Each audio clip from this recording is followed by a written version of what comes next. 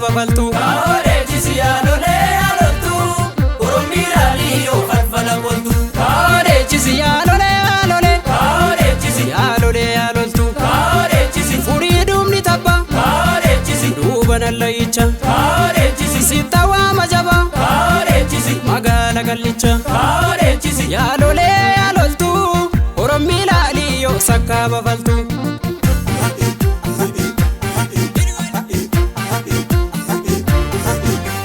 Sambaba sambaba sambo echa garami wa kutaka jelte rambo. Ya sambaba sambaba sambo echa garami wa kutaka jelte rambo. Ya sambaba ko Malo malo ya sambaba ko hanasa.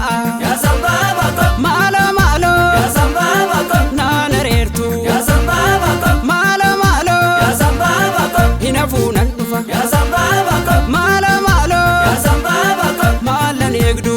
Sambaba sambaba sambo echa garami wa kutaka jelte rambo. ya sambaba sambaba sambo echa garami wa kutaka jelte rambo.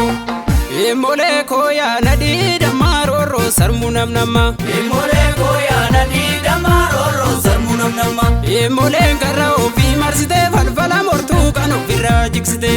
Imole karra ofi marsite falfala mortu kanu firra jiksite.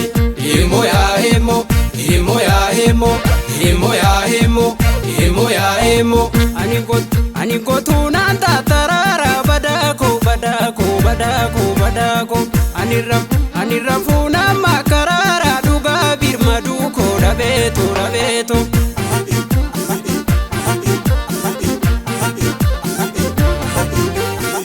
Imole kote chise debise garan kona tirorise. Imole yaale lise debise gara mansi kajeelchise. Lole to malo inaru nanarsa. Kaao kaao Lole to malo garana gubatu. kaao na jeni gurba. Lole to malo sena darben kasa. Kaao kaao Lole to malo dabeza ubatu. kaao na jeni gurba. Lole to malo atis bakka bari. Kaao kaao Lole to malo kakona tikfada. kaao na jeni gurba. Lole to malo kaera natari. Kaao kaao Lole to malo dachena rarfada. kaao na jeni gurba. Oh gara rakata binesi. Oh gara rakata binesi. Oh fare gota warrakse kilesi. Oh fare gota warrakse kilesi. Oh yo tumtena tuminugi.